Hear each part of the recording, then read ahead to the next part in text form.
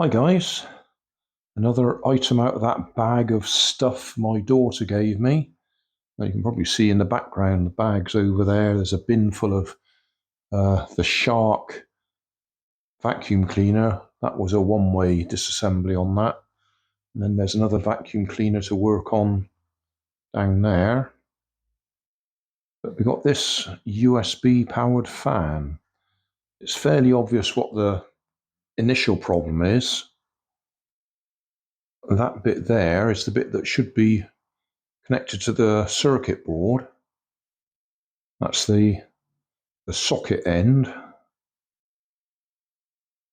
It should be in there. That's obviously broken off at some time. I was actually putting this on the table and it fell over straight away. It's terribly balanced.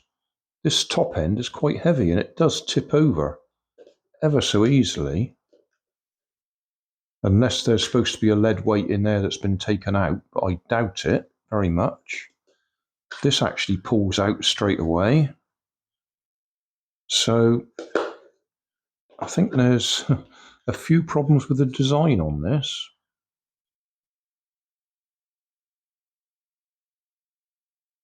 But it might be fun just to see if we can get it going. It's got an on-off button there, and it's got a push button there.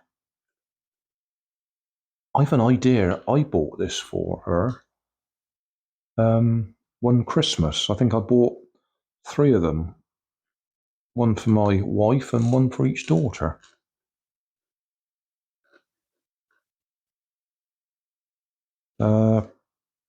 Red 5 is the manufactured by Red 5. I should think it's probably made in China.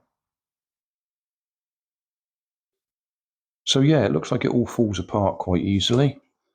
I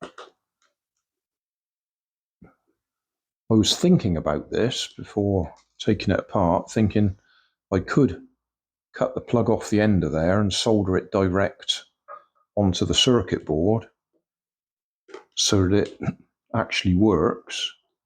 But I'm not even sure if it's worth doing that. It just seems so poorly balanced.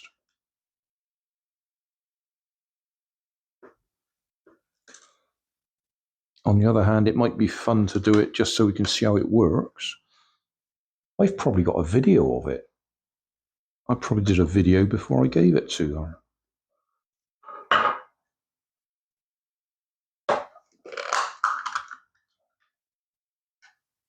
Well, there's the lead weight, or the weight, that should have balanced it. There's a on-off switch. So let's go in close.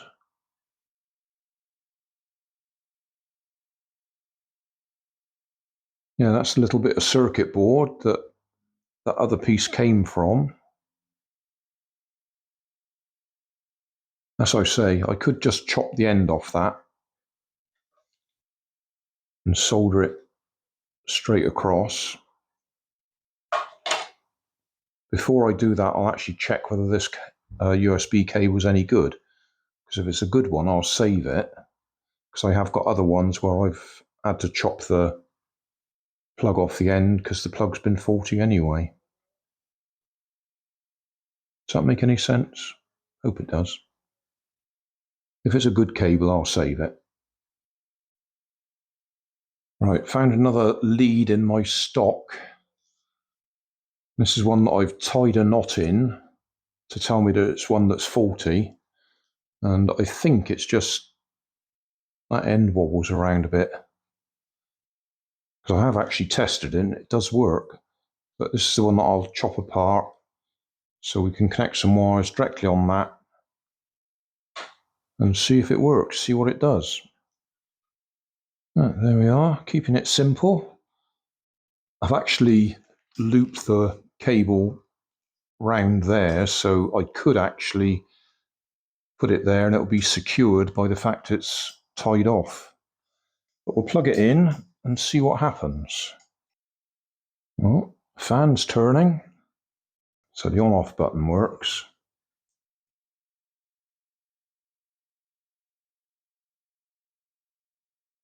But at this end, that button doesn't appear to do anything. I've just screwed it back together, but it has just occurred to me it's possible that the positive and negative might have been reversed, and that's why the LEDs aren't coming on. I did it red to red and black to black, but it may have been miswired. So I will try reversing the power just to see what happens. Now, I've just taken it apart again, and I'm double checking. Yes, I definitely did red to red, black to black. No reason to think anything else. But when I actually watch the direction the fan's turning, it's sucking the air in that direction rather than blowing it towards you, which is what I would expect it to do. So there may be a good chance it's reversed. Well, I certainly didn't expect that. I've reversed the wires. So power on. And there you go. And it is a clock.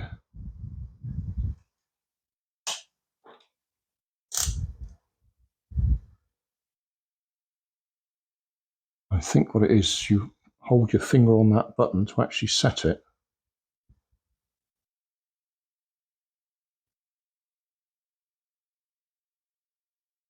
Yeah.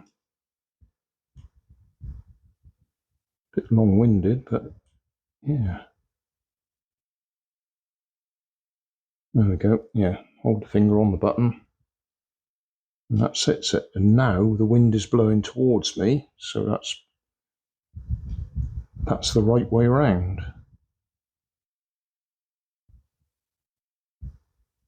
Well, that was unexpected. What is the time? 18:50. So I'll go all the way around again.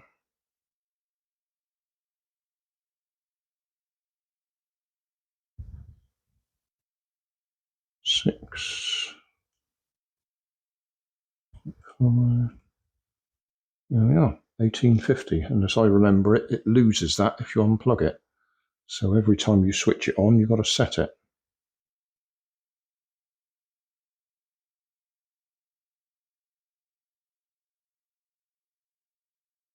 Yeah.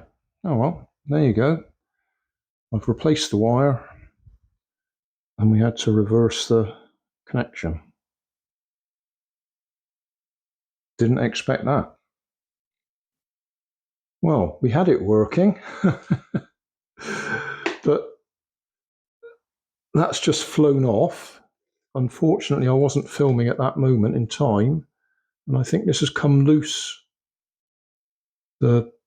I don't know if you can see, but it's obviously copper tracks feeding the LEDs, but it's now no longer working. I suppose we could take this apart. I've had a look at my archives, or whatever you want to call it. 2021, I bought 4 of these as Christmas presents. So I think we might be taking that apart just to see clearly that's come loose, I think. So we'll move back to the other room and have a look. I did do a full teardown on this back in 2021. So there'll be a link in the video description to the playlist. There's 5 videos I got out of this. Well, this will be the 6th now then, won't it? That comes off that easy. Yeah.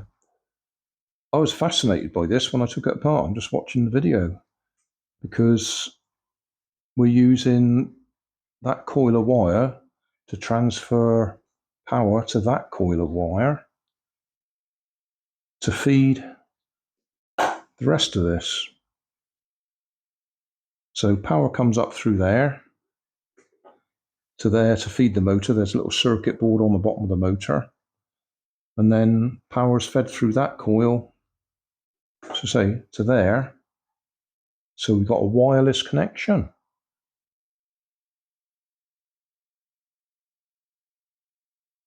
Oh, I can see.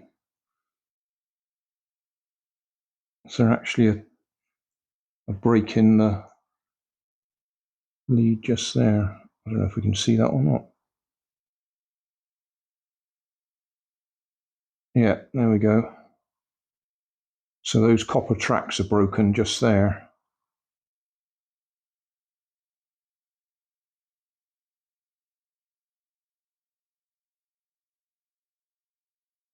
Technically, we could probably fix that. Is it worth the effort? No.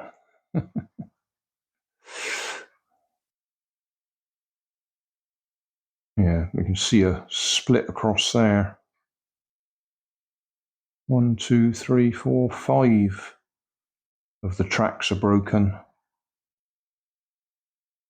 So we could piece them out if we really wanted to. I don't think I'm going to bother. While we're looking at it, I can't remember if I covered this on the original video, but just there is an LED, or to be more exact, a sensor, because that is picking up flashes from those LEDs to give it a timing.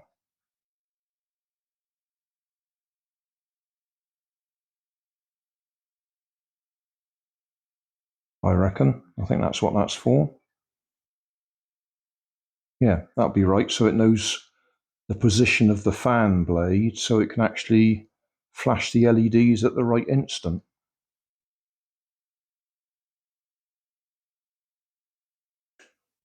And then that's a crystal, I should think.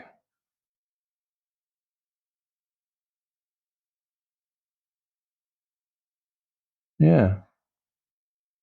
Oh well, it looks like it's dead now anyway, because as I say, I'm not going to fuss trying to fix that. If it stored the time in between switching it off and on again, it would be a little bit more useful. But the fact that it loses the time every time you turn the power off or unplug the USB, that seems quite limited. But I do like this idea of the wireless power transmission. That's clever. One final thing before it goes to the recycling centre.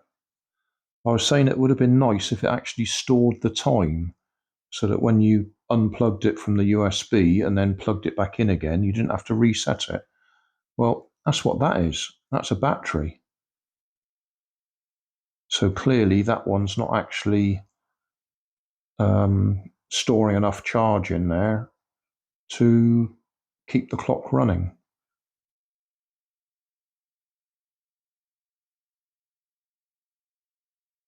Yeah. So it's 3 volts on it.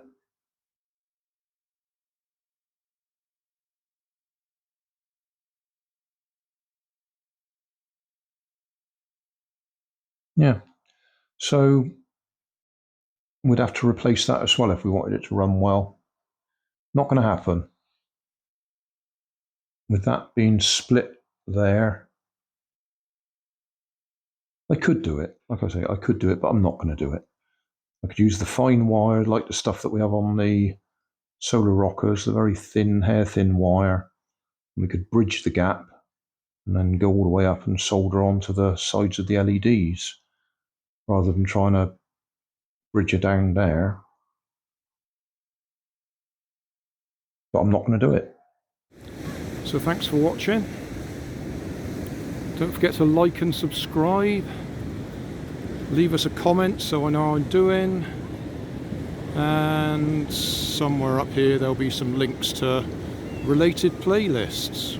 Thanks again.